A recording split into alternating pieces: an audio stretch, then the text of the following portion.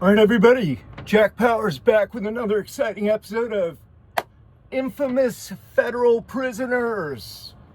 Yep, we're talking about El Chapo, Joaquin Guzman. He's got a longer name than that, but he's known as El Chapo. Supposed to be ex-head of the Sinaloa cartel in Mexico. And he's now at the ADX Supermax in Florence, Colorado. And we're talking about whether or not Mr. El Chapo could be the first person in history to escape from the Federal Supermax in Florence, Colorado. Now, as I said before in part one, it's not very likely that he's going to be able to pull it off. There is ample security at the Federal Supermax. It's just not conducive to escape plans.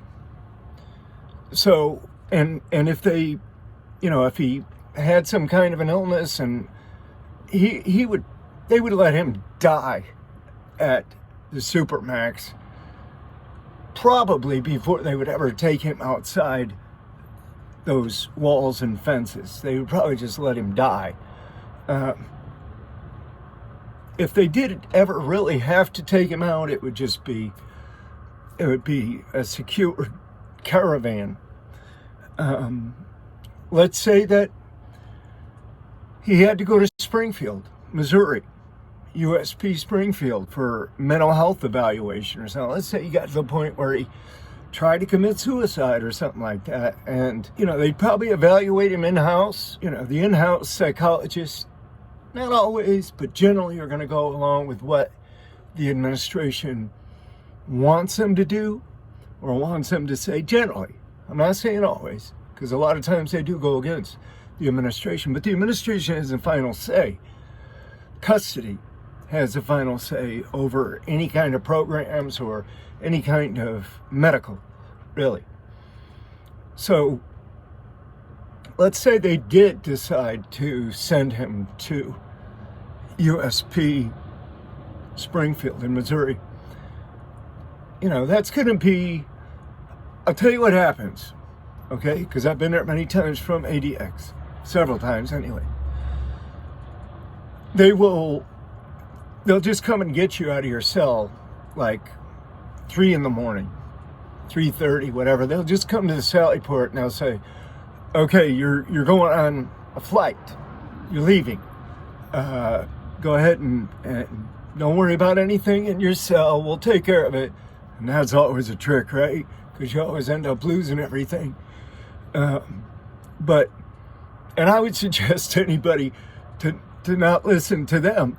Go ahead and secure your property and try to take it with you, or make them give you, a property form or receipt for it anyway before you leave, which is policy. But that being beside the point, they'll tell you to cuff up. Come on and cuff up. Put your hands out behind your back, and you're half sleepy, groggy. You go over there, you put your hands out, they put the shackles on you. They open the door, they put the belly chain on you, go through all that stuff, search you all down. And, there's a whole bunch of them, and they carry you down to R&D. And you get down there, and they just put you in one of the holding cells, secure you there, probably still wearing the chains. I was still wearing the chains every time they put me in a holding cell. They didn't take them off. And then they'll dress you out. So they'll put you in this open, this bar-faced holding cell, and then they strip search you and go through that whole process and put you in new clothing, prison clothing, chain you back up. Then they'll take you to a van in the garage, and the van is going to go out and around and out the gate. It's a process. And then you're going to go down the road. And there was always 2 other vehicles with the van. There was always a lead car and a chase car. So there was always 2 other vehicles, and you got 2 officers, in my case, that were in each vehicle, plus 2 that were in the van. a lieutenant in the van with the driver, and 2 others in each car. So 6 staff total. And then you drive down to the airport in Pueblo, Colorado. And we always got on a private plane. It's always a chartered plane. Usually this small, like 6-seat Learjet, and you get on there. It's privately owned but contracted by the Federal Bureau of Prisons, and you get, put into your seat and taxi down the runway, and away you go. When you get to Springfield, the airport in Springfield, Missouri, you go through the reverse process. It's all kept on the hush-hush. Nobody really knows when you're going. It's always some kind of a secretive plan. So I would expect that if El Chapo did have to go to USP Springfield for mental or medical evaluation, they would probably keep him in what's called the King's Suite, or there's at the back of 2D, the cell block, there's an area that's cut off from the rest of the range, and they have a door, a steel door, outer door that opens electronically. They hit a button and the guy in control somewhere opens it. They got cameras all over the place. You go in a little sally port and there's a door to your right, kind of at an angle, and a door to your left at an angle. And as you're going in, the one to your left will open, they tell them again, open, such and such a door, and it opens. And it's a big room. It's a concrete room. There's no windows. It's got steel plates with holes in it over the windows. And you've got a camera right inside that room. Big closed circuit camera. And moves around and watches you. There's a bed, a concrete, I guess you really can't call it a bed. It's just it's where you sleep, but it's a big raised concrete slab in the middle of the room. And, there's a mattress there, and you've got a little desktop and everything. And they put me in there. Well, there's the other room to the right is a little exercise room. It's got like a little old, steel bicycle thing that doesn't even work, that's heavily bolted to the floor. That's about it. I mean, they never let you outside. And that's for top level, high profile, max security prisoners. Reason they put me in there was because I tried to escape from another range by using the old plate from around the light. It's an old facility, so these lights have this thin frame all the way around them, and I was able to get the bolts out and the screws and take that off. And the window was this big heavy wire mesh thing, right, covering the whole window on the inside. And then of course you had the glass, and then beyond that you had the bars. But I thought, well, I'll get a hole through this mesh, I'll take this glass out, and then I'll start working on the bars. And I had this whole big plan, right? So I used that frame from the light fixture as an axe. Like, I just boom, and I cut right down through it. I mean, that thing, you hit it hard enough and it cuts. And it cut right through that steel screen, heavy steel screen too. And I cut, a big up, sideways and then down, big enough to crawl through. And then, I fixed it back into place as best I could.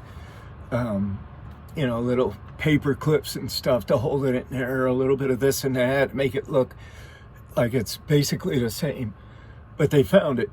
So they took me down to the King Suite and locked me in there while they arranged my transfer back to ADX, lickety split.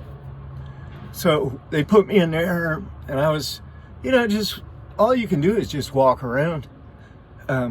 There's absolutely nothing to do in that cell, and you can see out the little holes, but all you're seeing is like this old recreation yard down below. There's nobody in it. It's like closed up or something, and there's like, I guess, bleachers made out of concrete or something going down to it, and you can only get like a little glimpse of it. So I would stand there and look out those holes. I would walk around. I would walk up across the concrete desk that's around the edge, and then I started looking at that camera, and that camera started to bug me a lot. And I don't like cameras in the cell. I always covered them. I always tried to destroy them. There's no way that I was going to be in a cell with a camera in that cell watching me poop, watching me sleep, watching me walk around, watching whatever, right? There's no way that I was gonna go for that. So this was no different. So I disassembled the camera. I took it was like a Panasonic, like one of those big ones. And I took it all apart, took all the guts out of it, took the wires off the back. They all came down to the door. Powers, what are you doing? What are you doing? Yeah, I'm taking this camera apart. I don't like it. I'm not gonna be under surveillance in here. And they're like, well, you're not supposed to, you can't do that. You're gonna get charged. And I'm like, I don't care. Do whatever you want to. You're not putting a camera on me inside a cell. But that was just my attitude then, right? It was like, I didn't really have anything to lose, so I didn't pay much attention to anything. But to make a long story short, that's where El Chapo would end up going, to a cell like that. They've got another one across from D Unit, dog unit, that is, another isolated special cell. So he could go in either one of those. But the other one is more to the interior of the building. And I've never been there. It's probably a little more secure since it's to the interior of the building. But, even getting away from there would be virtually impossible. Now, I had this grand idea. It was Thanksgiving. I forget what year it was. But at ADX, I had this grand idea, because all you can do, I don't think there's any prisoner who's in there who doesn't think of an escape or visualize it or dream of it or whatever from time to time. I don't see how it can be helped. You've got all that time on your hands. You're just walking back and forth. I used to think, man, if I could get out, like from the wreck cage, get up on the roof, yeah, they're probably going to see me. They're probably going to shoot at me, but there's blind spots. If I could get to one of those, and then if I could get to one of these big poles, these lighting poles that goes way up, if I could get there unseen or get there before they could shoot me, maybe I could climb way up to the top of that pole and, throw a rope over, a long rope over both of the fences, catch it on the second one, tie it tight, climb down it. I had all these wild pipe dreams, right, about getting out of there. So I guess at one point I convinced myself that I was going to go through with this. So in the cell, there's a button that you push for duress, and it's got this rubberized thing around it. So I started a little fire through the little, cigarette lighter. You roll up a piece of newspaper, put it in there, blow, and then pull it out when it's got an ash. Hold a piece of tissue in front of it and blow on it. You blow the flame right onto the tissue, light a candle. I did all that. I got this thing lit up, this piece of rubber around this duress button, and you just let it burn. It burns in the pipe chase for like 20, 30, 40 minutes. And then it'll go out once it's burned. There's a lot of smell and smoke and stuff in the pipe chase, but that's where you got all the circulation too. And then I pulled the actual button was about that long, it's steel. So I thought, okay, if I can throw this button up through the fence in the wreck cage to the top, then I can go ahead and climb up. I can carry whatever I need with me to make a rope. And once I get it secure, because once it goes up straight and then it turns sideways, it'll lock right in there. So I got up on top of the chin-up bar. I'm standing up there and I'm throwing this thing. And, I guess they saw me either through the camera or walking by or whatever. It's Thanksgiving Day. And, I got it hooked right at the last. And they said, the lieutenant that we had on was a pretty cool dude. I mean, generally speaking. He said, come on, Powers, don't do this, come back down, don't try to climb up there. I'm going to have to shoot you. I don't want to do that, blah, blah, blah. And, they had the beanbag and it shoots little blocks, they hurt like hell. Leave big bruises too.